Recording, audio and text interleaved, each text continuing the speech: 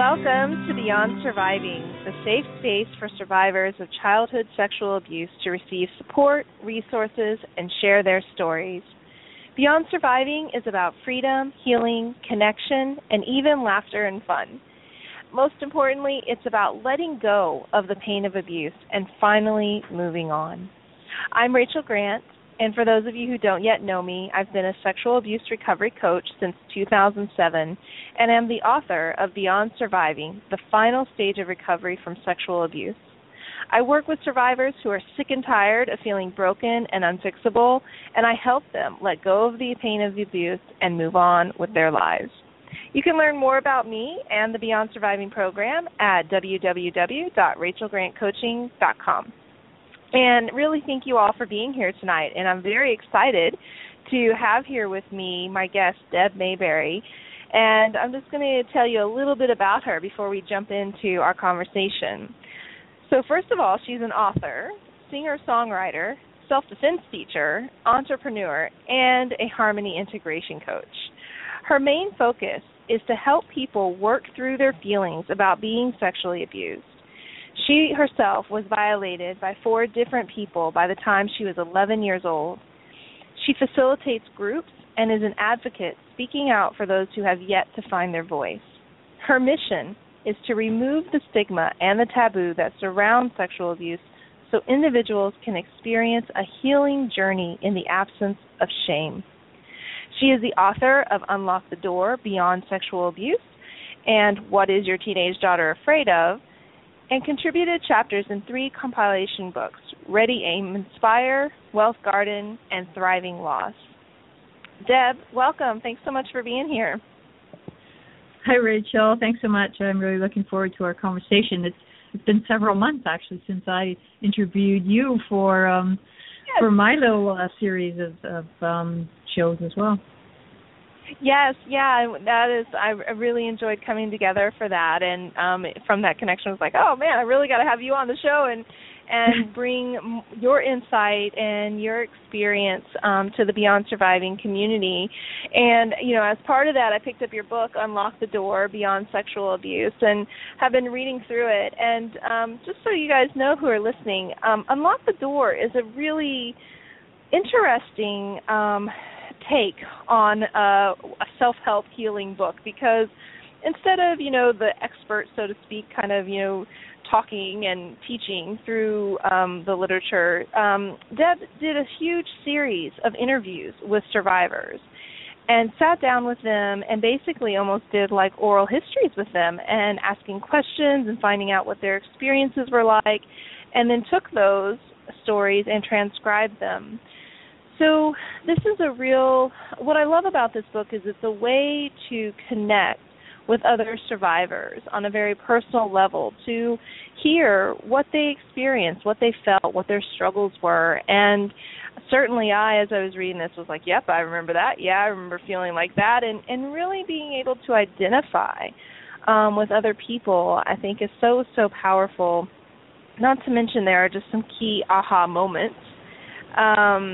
So what I thought I would do to just kind of start us out tonight is read one of my favorite quotes, because I've been thinking a lot lately about the body and how it's connected to trauma and how what's going on in the body when we're traumatized. I've done a lot of research and learning around the brain, what happens to the brain when we're traumatized, as you too have, Deb.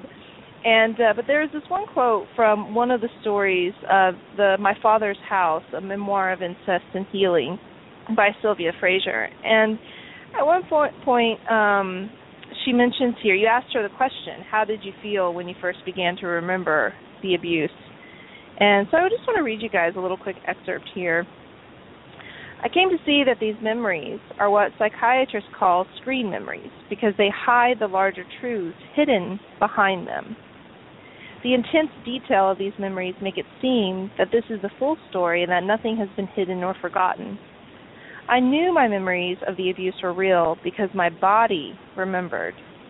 It remembered what had been done to it and all the emotions that were connected with the abuse. It wasn't a matter of thoughts just popping into my head. My body would go into a series of convulsions that acted out the abuse and I would relive the experiences emotionally as well as physically. My body knew. It was my head that had to catch up. And I just love that, Deb, because I know one of the things we're going to maybe talk about tonight are our coping strategies and how we survive. And certainly, you know, screen memories is one of those strategies. But what's it like hearing that from your book?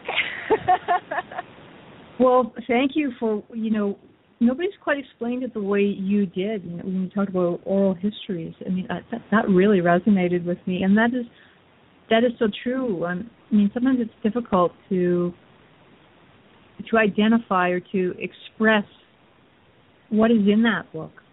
I mean, that's the heart and soul of those people, and so many of them, for the first time, were sharing their stories as a whole story. They maybe shared little parts of it, but there were a number of people that had never sat down and shared everything, and you know, and through tears, and it was so incredibly powerful. And I really appreciate the way you explained it. It was you know, on such a personal level for those people, and every one of those people contributed to that book to serve other people, to help other people, and the testimonials I've received as a result of that are just phenomenal. You talk about altering a brain. Well, those testimonials altered my brain because I was just so overwhelmed.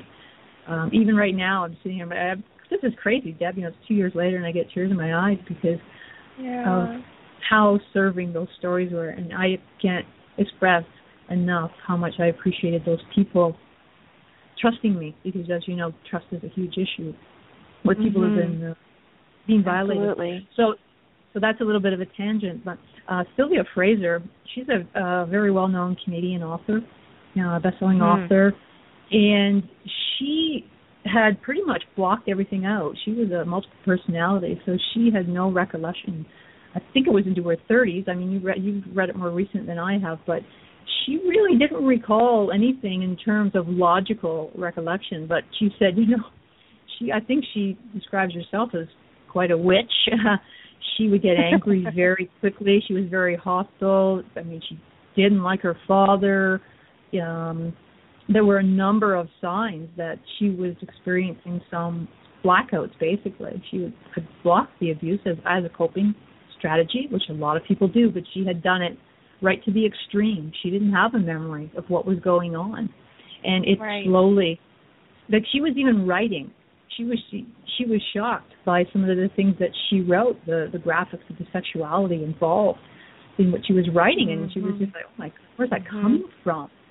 And then she really started to explore that, and then ultimately, yes, her body remembers, and I mean, you know, this comes up over and over again with people that come forward and they seek some type of therapy or coaching where they'll say, you know, my body, like I had last night actually, I was facilitating a group, and the body, the brain logically says, I'm safe now. And yet there's a little creak on the floor at night, just nothing there, just the house shifting. And that individual's body just starts to shake. It just, you know, it puts them right back to the 9-year-old, maybe running into the closet or under the bed. You know, father comes home and here's, you know, the first step down the hallway, and it's a coping strategy. Just, you know, the body's ready for flight, and yet there's nowhere to flee to. That's right. That's right. So it was fascinating. My favorite quote that Sylvia stated in there was actually, I asked her about where she was currently with her feelings, and Sylvia is in her 70s now, and this all came about in the 1980s. She was one of the first people to come out with her story and share that on, you know, Phil Donahue and all those kind of old talk shows.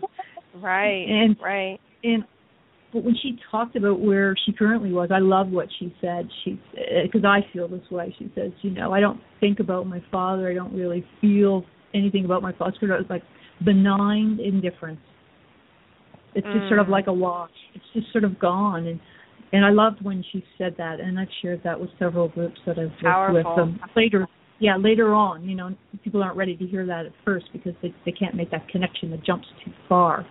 But as they move along and their perceptions are shifted a little bit, then they kind of resonate with that. Most people would like to be in a state of benign indifference, and that would mean, like you say, just moving on, letting go of some of the pain, living. Exactly. Yeah, exactly. I love that. It's such a testament to healing. Her story is just so powerful, and I also just have mad respect for her because it's women like her who really forged the path.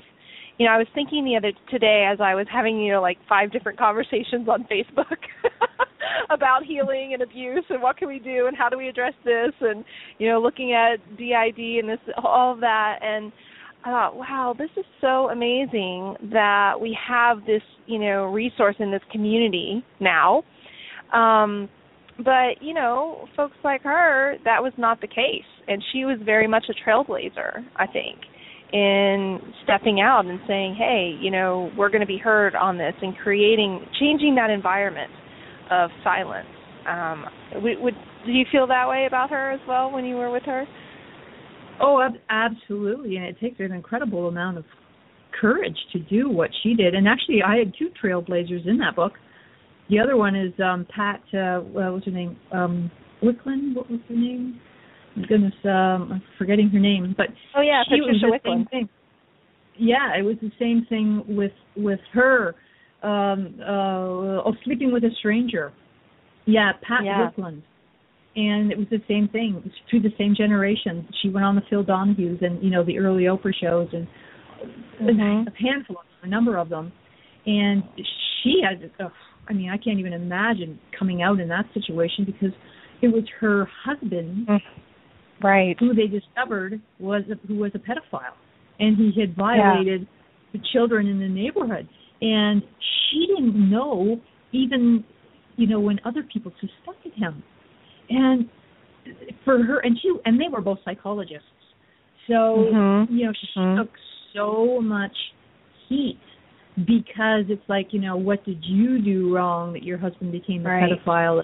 Why didn't you detect it? And you must have known. And all of these innuendos, just horrific amount of allegations that she had to endure over that period of time. And it just completely devastated her. And one day she just had, the insight that, listen, I am a therapist. I'm going to figure this out. And she wrote up a whole plan on how she was going to go about her recovery. And just like she had been sitting with somebody else, she sort of did the witness thing where you step out of your body and then she looks what the person is experiencing. And she wrote out what she was going to follow, and she did it to the T. And she wrote the book, I believe, after there were a couple people, maybe her husband's parents, or a couple people had passed on, maybe even him too, because I think he ended up with, there was some illness that he ended up with, and he passed away. But she waited for a while before she told her story, but she knew right from the beginning that she was going to share that information. And just like so many of us, we go into service mode, and she wanted to serve people, and she couldn't find anything. There was nothing anywhere that she could find. We didn't have internet, but maybe it was just barely starting. Right. No, I don't think it was going on. I think it was there, but she couldn't find any information to help her through her healing journey, because no women were coming forward saying that, their husband was a pedophile. Exactly. And I love one of the things that part of the exchange that you have with her where you're talking about this word survivor, and she says, I hate this word survivor. I don't want to define myself as a survivor. And I love when you ask her how then does she define herself, and she says, as a wonderful woman, and I've got the wrinkles to show it. There have been good times and some great times, but I'm not letting who he was define my life. And I think that's so powerful, and I think that is a thread that continues throughout the book, and it's certainly on, in my world, something that I really love is, starting to change the way that we talk about and heal from abuse. And I have just such respect, and I really honor these women and men who have gone before us to make it possible where we can have, a radio show where this is the topic and this is what we're talking about, and people are getting support and care in that way. Is just so cool, and I really thank you for, taking on this project. Whatever inspired you, the gods, the universe, chocolate, whatever it was that, got it into you to do this book. I think it's just such a beautiful and an amazing thing. So really, folks, if I really encourage you to just pick up this book and let it be, a part of your toolkit for healing and recovery. And, beyond being an amazing author, you also do really beautiful work with folks who have been abused. And I know one of the things that you really care a lot about is helping people work through their shame. And I wonder if we could talk about that a little bit. I'd love to hear your take on it and kind of what are some of the lessons you've learned along the way and things that you've found helpful when addressing this particular area. Well, the real truth is I for myself, I didn't understand what shame was. So I didn't really identify with shame myself. What I knew as that little girl who had been violated is that it made me feel dirty. That was the main thing that I felt. That was like icky, dirty, and ultimately the last man that violated me, he was sick. He was sick, like it was, and I think that's one of the reasons why I have been able to cope as well as I have, is that, if you read about sexual trauma, for so long it was like, okay, if you were, if it was your, an immediate family member that did the dirty deeds, if it was over a long period of time, if there was penetration, these types of things, they left the most damage. And what I've been reading lately and what I've discovered just by listening is that I often find that the greatest damage is when the person who has been violated, when they, like, there was this anticipation that always went on. So if, say, on Tuesday night your parents told you that babysitter was coming over on Friday night, and then you had this anticipation, we had to wait. You knew it was going to happen and you waited. Or if, it was your father and you knew every night he came home, he was walking down the hall, he's going to violate you. Mm-hmm. You knew it was coming. So you did that fear, that anxiety built up. And another thing is identifying that you were the bad person. So that's part of the shame, right? So I must have done something. Right. Either I'm the cause. Yes.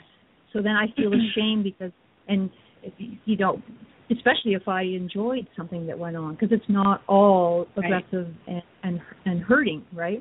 So if there's anything like that, a lot of males have that.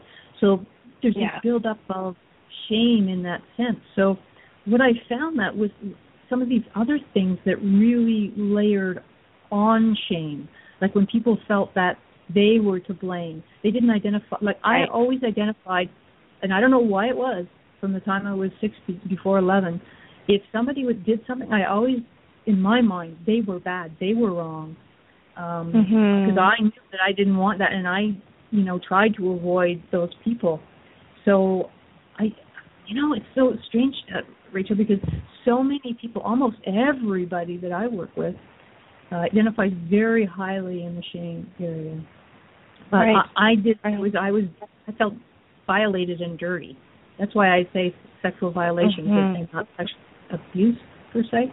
But dealing with shame, it's about being strong enough to have the most vulnerability, which means sharing your story in a safe environment with a trusted person who's not going to try to fix anything or they're going to listen to you in the first stages.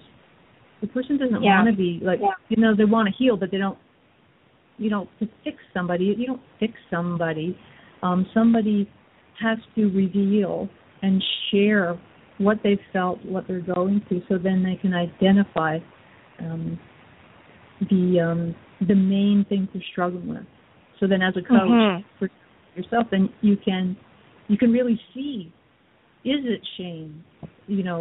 Like what's the core within that? That's really sitting there. Yeah, some people need to start at anger. They are so angry. In the book, Stewart, and he called himself a bastard child. And when I met him 3.5 years ago, he was just really angry, as a lot of people are. So it's important with each individual, I think, to identify the most prominent of the emotions and try to get people to separate a little bit those emotions from their thoughts, so we can, we can listen and see where the stages where we need to go next. Gotcha. Yeah, I think it's a really interesting thing that you say there, is that part of the biggest problem is that we often don't even know what shame is. And so how do we, really defining it and getting clear about it is, always the first step. And it is an interesting thing that part of, what we're talking about today is, different coping mechanisms. And one of the coping mechanisms, of course, is self-blame. Take it all on ourselves, because that's just easier than trying to make sense of the fact that somebody who supposedly loves us is also harming us, right? Mm-hmm. And so this becomes a coping strategy of self-blame, taking responsibility. The tricky part, though, is that then later on as adults, we get stuck in that cycle and keep taking the blame for things that we actually are not, responsible for, and find ourselves oftentimes in, in situations that we rather not be in, or kind of being a doormat sometimes for people, or always trying to please others and these sorts of things.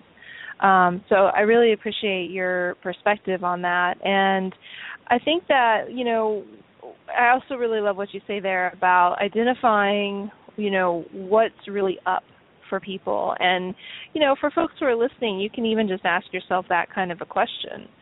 What is the emotion that you're most present to? It doesn't, even if you're feeling super sad, it doesn't mean there isn't anger there. It just might be, down a couple of levels. Or if you're super angry, doesn't mean that there isn't hurt there. But spending some time just in reflection and naming those emotions, naming those feelings, and knowing that it's okay. I think whatever feeling you're having, I don't know what your experience was like, Deb, but I think a lot of people who I've worked with have kind of shut down their feelings because there wasn't really any room for that.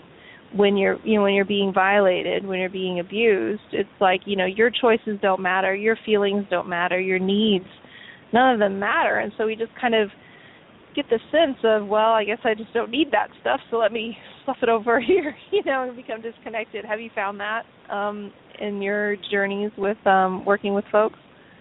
Well, for sure. And first of all, holy cow, Rachel, you just mentioned 5 different things I have to comment on here.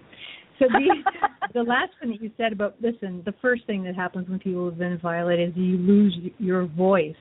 You've been tricked, you're confused, and the thing that happens is then people latch into those coping strategies, and they use the same coaching strategies later on in their life, like you just said.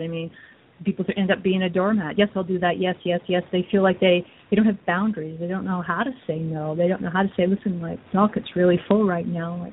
Maybe you could get somebody else to do that. There's a whole list of things that happen when your voice has been shut down by somebody that you trusted. Maybe you don't trust anybody, so then you don't want to do anything with anybody. You're completely shut down. But you mentioned just back with the shame and guilt, and there's a really important sort of clarification thing. Shame is I'm bad. Like I'm a bad, awful person. And the guilt is that I did something bad. So for me as a kid, sometimes I could say, oh, I did that bad. I shouldn't have got in that car that day. And that was my opening story and unlocked the door. I did the wrong thing. Why did I let him trick me again? Right. But it was still his responsibility. And that's the most important message there are many important messages, but that the abuse that occurs to a child or even as an adult that's violated in a rape situation or a gang, banging or something, the person who's violated is never at fault, never at fault. And yes, if you're a 14-year-old and you're wearing heavy makeup and a sleazy outfit, are you going to get looked at? Yes. But like Tabitha in the book, she was out and she was drunk, she was hanging with a bunch of kids, and one older guy came along and dragged her down the alleyway and raped her. I don't care what she was doing. He's responsible for those actions. But later on in life, she is responsible for her healing, right? That's there's a distinction there. And then the cycle that you talked about. The cycle. Who was it in... I should have looked over the names. I've got so many names in my mind from so many different things I'm doing with people in the same area. And I'll think of her name, but I'll tell you the point is that what she said is, you get violated as a child, you get abused over and over again, and one day the abuse actually stops. But then generally you implement a coping strategy, which means you take on abusing yourself where the perpetrator left off. And that means maybe, shooting up, drugs, alcohol, sleeping with everybody to hide the pain. It was Lynn McDonnell who said that. Lynn McDonnell. She's also a therapist. And that was a very eye-opening when I talk about that with people in group. And, it adds into the you weren't responsible, but you are responsible. And often people have more shame because of the coping strategies and the broken relationships. They have more shame from that than they do from the abuse. Not to say that they don't. Yeah, that's such a big thing. Oh, man. I mean, you're hitting on so many really key things there, Deb. We're going to have such a rich conversation because we're both like, oh, well, what about this? What about that? So you say one thing, it makes me think of five, and then I say one thing, it makes me think of five. But, just to really highlight that, it is absolutely the person who chooses to rape or who chooses to abuse their responsibility. It's their choice. They're at fault. And I think that more and more, I kind of see this progression in, the world of recovery from, different stages. And first it was just, getting the word out and being able to speak up about it. And I feel like right now we're in the era of ending victim blaming, raising consciousness about that, raising awareness about that, so that when men and women go and report that they've been abused, that they've been raped, that the society is there to support them rather than to ostracize them. And we are miles away from being there, but the conversations that I think are going to get us there are really starting to ramp up and show up. But and letting go of that blame is the gateway to letting go of shame, because you can't feel shame about something that you didn't cause, that you didn't do, right? I love that, your description of that. And, I really relate to the last piece that you were saying there. There was a moment in my own healing journey where I sat down and I was like, holy shit, I have, picked up the baton from this person and have just been carrying it forward, And he's long dead and gone, but here I am, still punishing myself, still believing these things, still, acting in ways that I had to behave in a way to survive then that I don't have to now, which is, one of the things that I love about how you talk about is those coping mechanisms, it's okay that you had them, and it's even okay that you carried them around for a while longer. You don't have to feel bad about that. But once you start learning, it's like, oh, these things aren't serving me anymore. Let me put them down. And I'm really curious, Deb, when I know that that's one of your passions, is helping people change their coping strategies, set down what's no longer serving you. what do you really notice, or what do you see? I have a lot of questions, but I guess the first one that comes to mind is like, what do you see most often stops people from changing the coping strategies, from putting down the baton, for no longer carrying it forward? Well, there's no doubt to me when they can finally speak about the abuse and speak in a way that there's somebody, particularly a person who's trained to do so, then they listen to them. And I'm not talking about your average therapist. I'm talking about somebody that specializes in this area and is progressive and up to speed on what's going on with the coaching, and really has a really solid grasp of, there was, I hear the stories, there was somebody just a short time ago who said, the first therapist that I went to said, when did this happen? And it was something like 30 years ago. And the first thing the therapist said was, well, don't you think it's just time to get over that? Like, just move on, forget it. What is the real problem?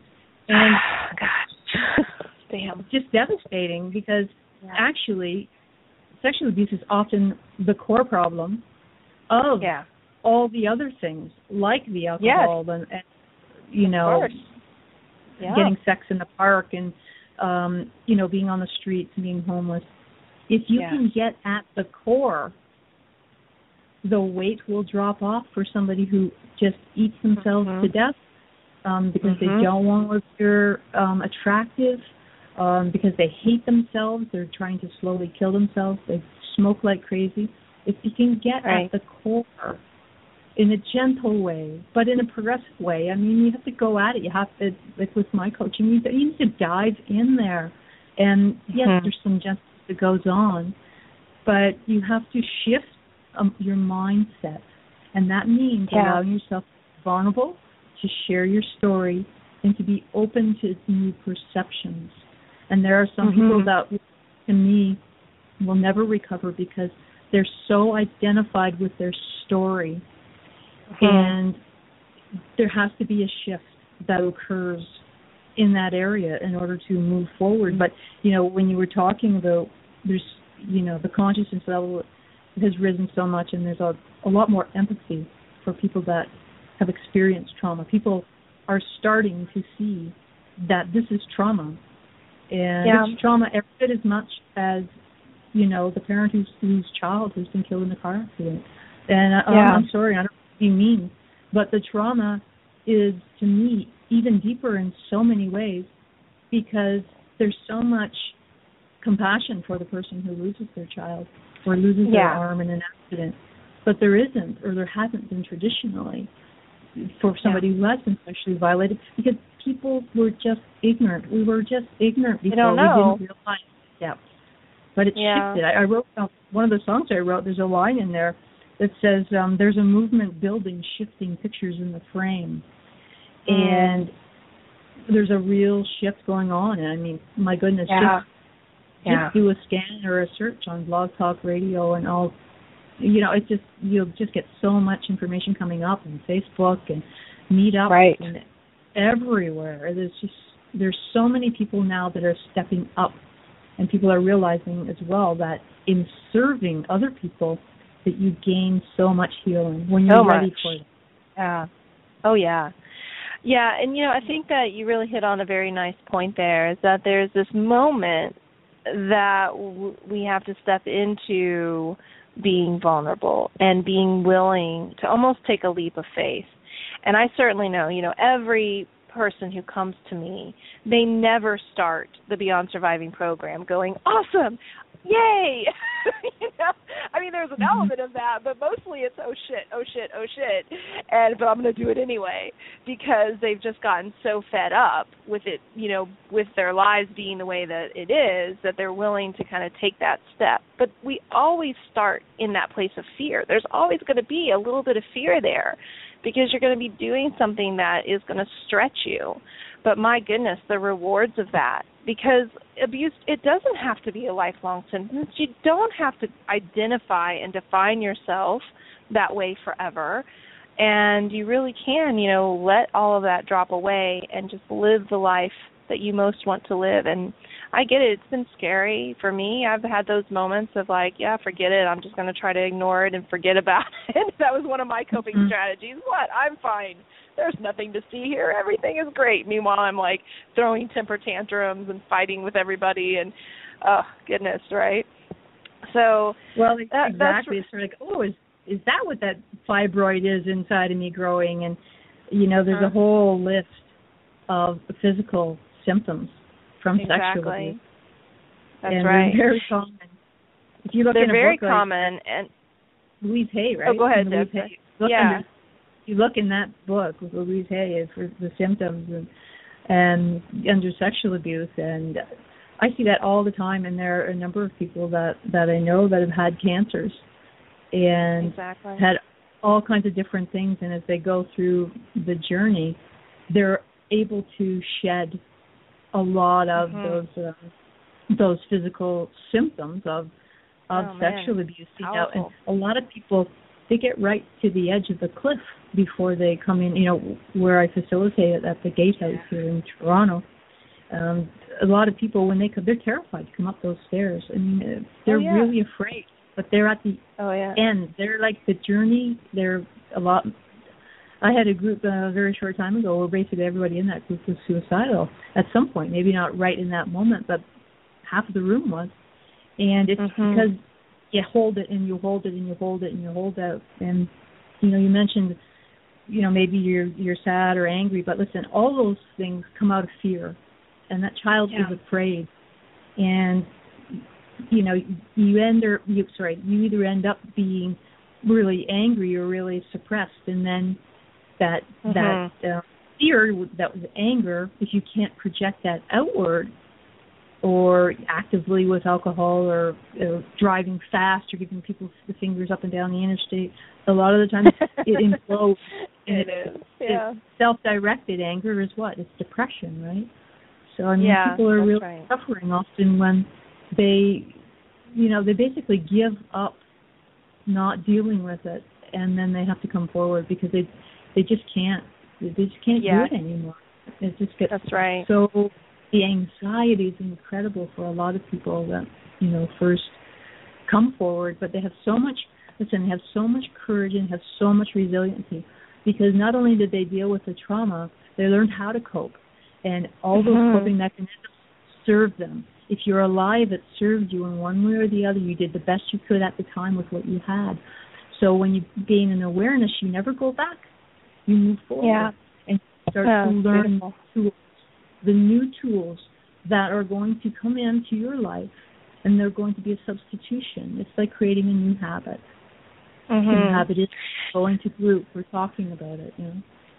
Yeah. One of the things that I really am putting an effort into this year is starting to build connections with the medical community, because so many people who come in to see the doctor for aches and pains and sickness and this and that and the other, really the underlying cause is unhealed trauma. But many of the people in the medical profession don't know how to screen for that or what to do if somebody says yes. But so that's kind of a passion of mine, an initiative that I'm kind of working on this year. And what I also really like about what you said, though, is that as you start to heal, a lot of that stuff just kind of drops away. It's amazing, you know, how the body just will hold stuff, but then as soon as you know, address it, it just goes, oh, okay, we don't need headaches anymore. All right. Never mind, no more headaches, I'm fine. You know, it's really powerful. And I think it's, you know, for me, I always love having conversations with folks such as yourself who have done some really, you know, hardcore work. And because I think you are an inspiration, right? Because I know in my journey there were times where I was like, I don't even know what it would look like to not be. What does that even sound like? What is somebody who's been abused, who's now like okay with their lives and, you know, aren't feeling crazy all the time? Like, what do they even look like? What does that even sound like? And so I really appreciate just the being of you, because when we're just starting out and we're not sure which way to go or if it's going to work or if we're actually going to be able to get there think it's really lovely to have, people who we can look to and say, all right, well, she did it. Maybe I can do it too. Yeah. Well, it's interesting, and I asked myself many, many times. I mean, I ended up, the reason why I wrote Unlock the Door was because I was laying awake one night, and I had accomplished my goals for that year. It was November, and I had set a crazy goal of reading 52 books that year, one a week. I had done that, finished that at the beginning of November, and I had also set a goal to get over my fear and sing in public and actually sing 3 songs I had written, and I had done that. And I laid in bed, and I kept thinking, why am I doing this? Like I rode across Canada, I've done fire walking, I've done all kinds of things, and a lot of them are actually very healing things. And I thought, why am I doing this? And I wouldn't let it go, and I kept asking the universe, why? Like, why do I do this? Because I was thinking about what I was going to do the next year. And I kept thinking and thinking and thinking the same thought, and I started to have flashbacks. And I didn't suffer that much. Like, I would say I had memories, but flashbacks are a whole different game. And I didn't have severe flashbacks like some people do. But that night, they started to come.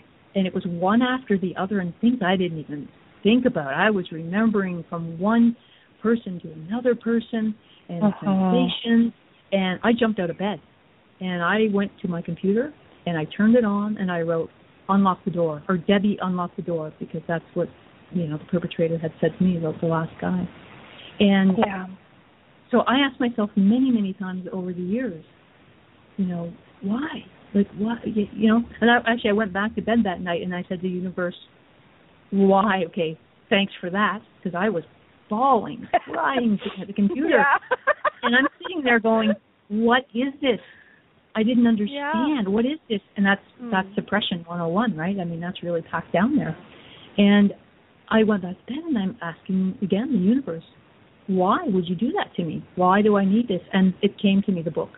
And that's why I wrote the book, because it was a vision. And I knew a whole number of people that I wanted in the book, and I set out to do that. And I felt such a relief. I knew that was what I was supposed to be doing. So I pursued that. But the story that I share in the book, and the reason why, I think that I have done very well, in terms of the abuse that I experienced, in terms of my psyche, is because I feel I controlled a lot of what happened in terms of avoidance, in terms of, what I wished upon the last perpetrator. Ruin the story. Yep. I don't want to say exactly what it was, but I controlled how that ended. Yeah. And it was pretty kind of a serious thing for a little kid to be thinking. And but I felt I had control of some of that. And one of the people that bothered me was a babysitter. And though I could never tell anybody about what happened, I remember saying to my mother that I didn't want her as a babysitter anymore. I did not like her. And I wasn't going to stay in the house if she was there. So she better get another babysitter. So I felt like in a way I was, and that's another thing. If there are parents out there thinking, what would I ever do if my child was violated? You listen, you don't overreact. Thank you for sharing. Thank you for sharing. Inside you could be burning up in anger and hate and thinking you're going to go and shoot the person. But you need to listen to the child and thank them for sharing and how proud you are of them for sharing. Because if you freak out with the child and get angry, then the child is going to have a whole host of other issues, and I see that all the time. Or if you deny it, well, we won't have the babysitter here anymore, but don't tell anybody. Oh, man. That's guilt. Yeah. Shame. Oh, gosh. Yeah, I mean, it's so there are so many layers, right, of this. We could talk for 8 hours and still not touch on everything. But I really like that. I want to highlight something that you said there because as a young person, there was this element of choice that you had, that you instigated, and you said this and that, and I'm going to push back here, and I can wiggle around here. And I think that part of what was really healing for me was recognizing that while I didn't have a lot of choices, I didn't feel that sense of choice when I was being abused, but my mistake was continuing to think that I still didn't have any choice. And one of the things that really clicked for me and became really empowering was this moment in my 20s where I was like, damn it, grow up. Like, you have choice now. You're not that child. And what choices do you want to make? And I started out very small, like, what kind of ice cream do I want, or what kind of, where do I want to spend my day, or what movie do I want to see, but just really starting to pay attention to the fact that I had choice, and I didn't have to just take whatever was dished out to me anymore, but I could say something about it and be kind of the author of my life, even though as a little person it wasn't the case.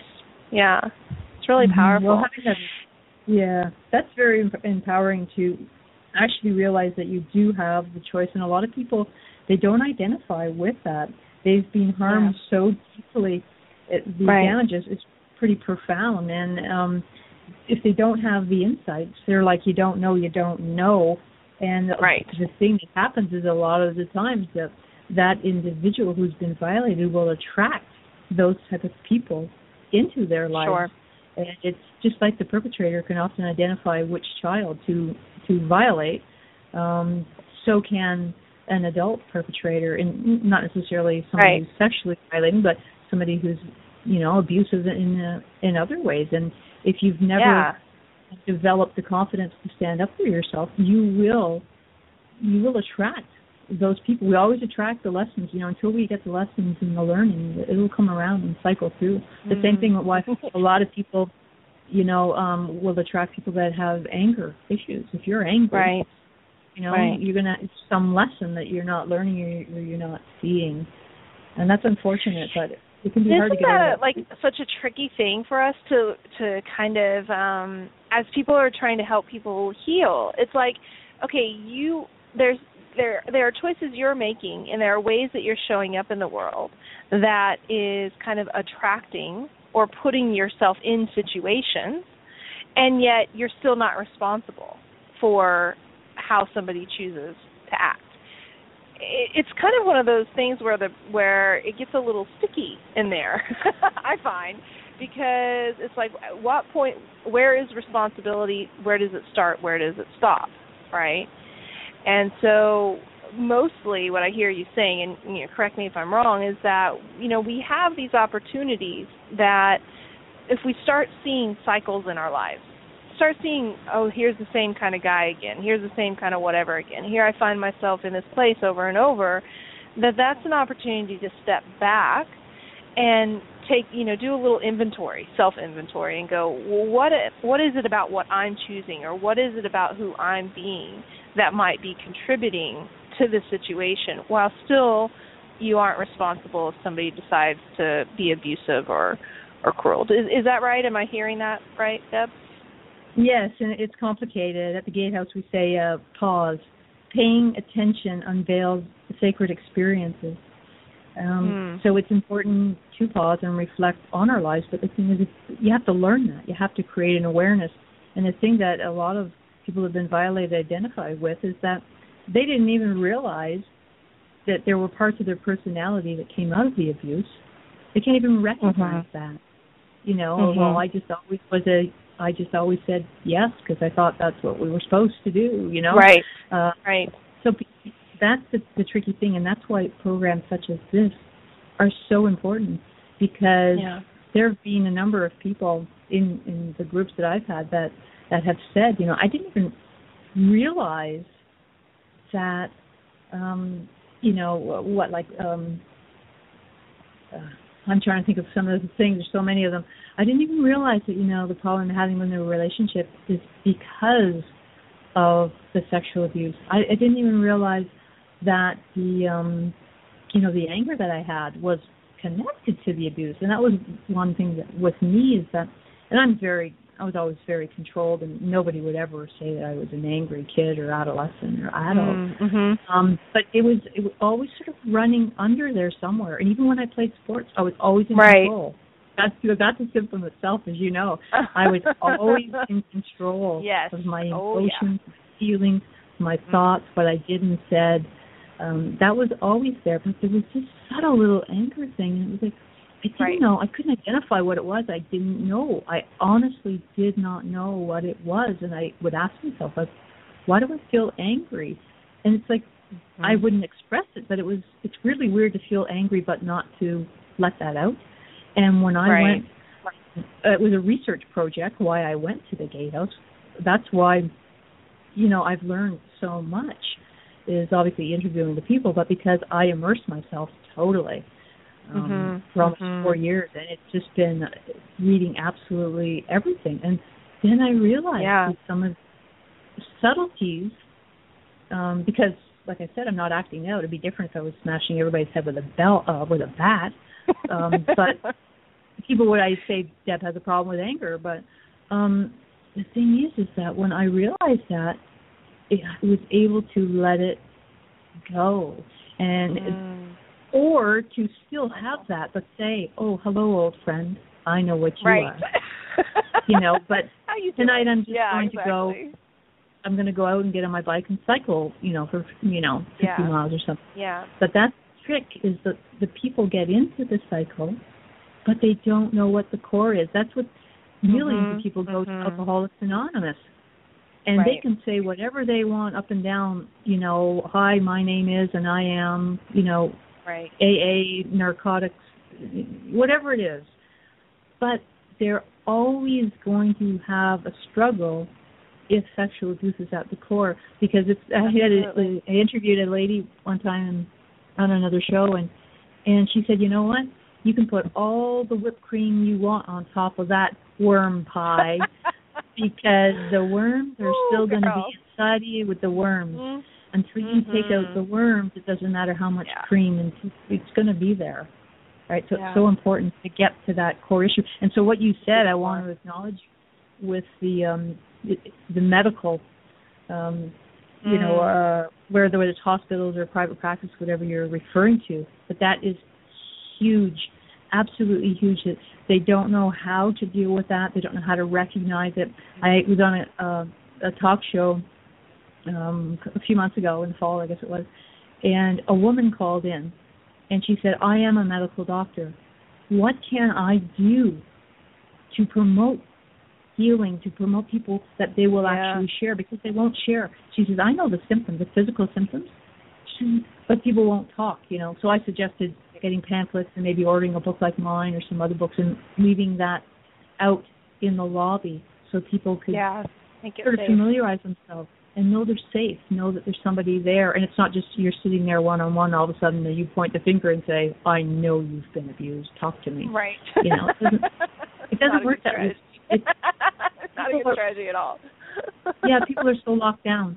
They're so locked down because of the taboo and the stigma, and that's why it's so important to talk about it, so people can get to a place of healing in the absence of the stigma and the taboo. And that just requires talk and more talk and more talk. The people that are comfortable sharing, they are an inspiration to the people that haven't found their voices yet.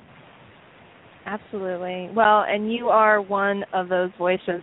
And I'm so bummed that I didn't think to get a little clip of one of your songs so we could hear your singing voice in addition to your speaking voice. But where can people go to listen to your music? Do you have a YouTube channel, or do you have it on the website? Yes. I can't remember now. Yeah, I have the song, the easiest place to find it is just go on YouTube and just go to my channel, Deb Maybury, Maybury, and there's a list of different things there. And it's called Little Girl, Young Boy. So you can also just Google that, Little Girl, Young Boy, Deb Maybury. Oh, I love it. And the video's fabulous, too. Thank you. It was, that was like I said, my greatest fear. My voice that I lost as a child was my singing voice. And I don't have a great voice, and, I still have struggle with that sometimes, but in terms of wanting an amazing voice, I wanted to be a combination of, Linda Ronstadt and Joan Jett, and I don't know if that exists, but the thing is, it does now, honey. yeah, not here. Awesome. But the thing that I realized is that my vocal teacher, she said to me, and she's actually on song in the background, Rosemary Phelan, and she said to me, Deb, you're the little girl. Your singing voice is that little girl, and like I've just, with all the healing that I've done and listening to people, is that I have an acceptance of my voice. It is what it is, and it resonates with people, and it's a healing. It's just a quiet, little, gentle voice. It's so funny because if you could see me in a martial arts studio, I know, going at it, self-defense training. You are a many-layered woman. Oh my gosh. It's so funny because so when I put that out in the fall, and it took off, it was starting to go viral and it got pulled off. I won't go into what happened, but there were so many of my friends, because I didn't tell anybody. I didn't share, and one day I just started to post it, and people were shocked, just completely shocked. I had my Kung Fu master calling me. I can't even remember where he was. He was somewhere with his son on his 16th birthday or something, and he contacted me in a Skype call, and he was just flabbergasted, just couldn't believe it. And I had another gal, we were going back and forth on Facebook, and then we called, and she called me, and she was on Skype and just crying. I was crying listening to it. Oh my God! Yeah, it's powerful. Yeah, nobody could believe it was so my good. Voice. And So, but there'll be a CD. There'll definitely be a CD. I have a whole. Good. That's exciting. Oh, wow. Well, so I love that. So you can go and check out Deb's YouTube channel, Deb Maybury. You can also go check out her website, debmaybury.com. Again, it's DebMaybury. And I just want to take a moment here before we wrap up to just say thank you, because, the effort that you are putting in on a daily basis to support healing and to get people compassionately healed and better and whole, and really, I really hear your heart of like wanting to give back people their voices. And my goodness, when we have a nation of healed men and women who are no longer hurt and hidden and held back because of the pain of abuse, my gosh, talk about a chorus. It will be a beautiful, beautiful sound. And so thank you, Deb, for all of the hard work and generous work that you do with people.